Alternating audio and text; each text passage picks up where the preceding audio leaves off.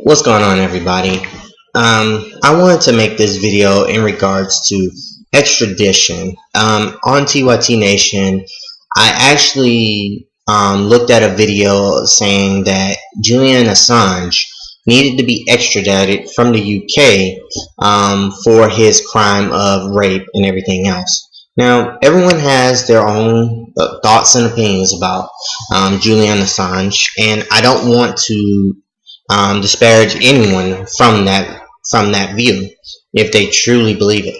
But I do want to bring in some context in regards to how people should feel about extradition and everything that goes on with extradition. Number one, Julian Assange is being questioned about two quote-unquote rape crimes, having sex without a condom.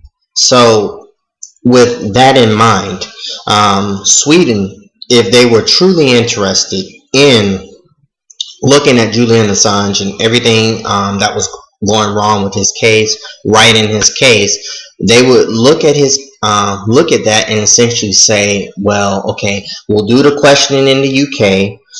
We'll get back to you after we do the investigation. If this was truly about just his crimes, we would know a lot more about this case and a lot more about what is being questioned. Recently, we got information that there was a secret grand jury out for Julian Assange.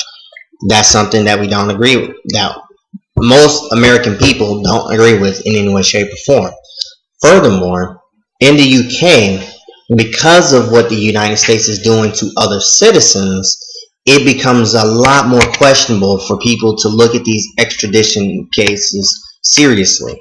Let's remember, the United Kingdom is a victim with Richard O'Dwyer, who has just recently gotten approval with Jimmy Wales in regards to showing his support and denouncing what the UK government is doing in trying to get Richard O'Dwyer taken to the United States for criminal copyright infringement just for setting up a website that sits here and does the exact same thing as Google. He has Surf the Channel. What Surf the Channel did was it showed links to different TV series, not only from the United States but other countries, and said, okay, here they are at this third-party website, so that way it's more convenient for you to look at it here and see if you actually like these shows. Furthermore, you also have Australia, which is being targeted for through Kim.com for extradition. Now, this one is a little bit more nuanced, where in 2008, there was actually somebody convicted of criminal copyright infringement who had no money to fight his case, who was just a low-lying quote-unquote hacker who actually spent 4 years in jail because of the fact that all he did was sit here and type up some code, and then he was extradited. I believe his name was Hughes Griffith Reyes, but that may not be it. You can actually look more on it just by Googling it. Australia, piracy, criminal copyright infringement, 2008. But the point here is that you really have to look at the context of what is going on with Julian Assange and with the extradition. The United States truly is overstepping its bounds by trying to get this person convicted here in the United States, and on top of this, other things that come into light will be the fact that the National Defense Authorization Act has just been reinstated. So that may be used for Julian Assange. Not only could it be used for Julian Assange, but there's another case where in Cambodia, despite no knowledge of it with TYT, there is a person who was founder of the Pirate Bay, who was basically sold under the bus in Cambodia for a $59 million bribe coming from Ron Kirk as well as the United States government. Ron Kirk is the same person committed to keeping the Trans-Pacific Partnership Treaty as secret as possible before the United States can negotiate it. And of course, if you've looked at the anti-counterfeiting trade agreement, you'll see that Barack Obama, unfortunately, is going to sign this unconstitutionally. All treaties are supposed to go to the Senate to be verified.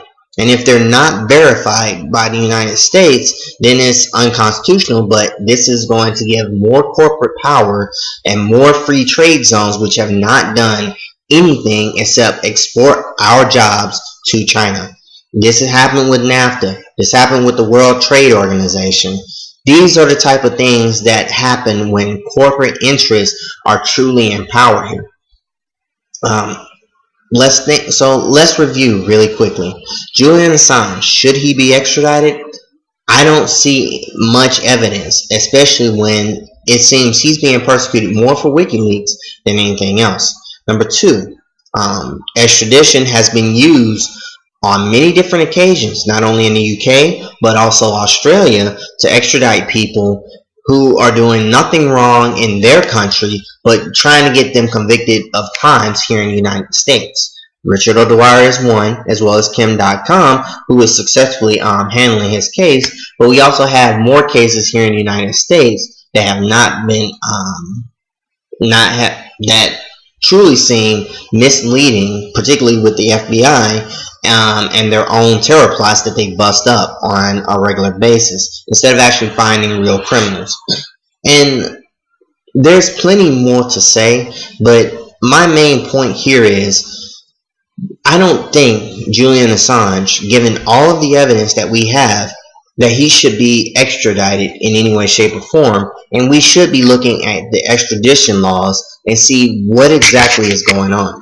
It seems more and more that the point here that's being made is to sit here and harry your victims, or harry people that are just trying to publish news, instead of actually finding examples of wrongdoing.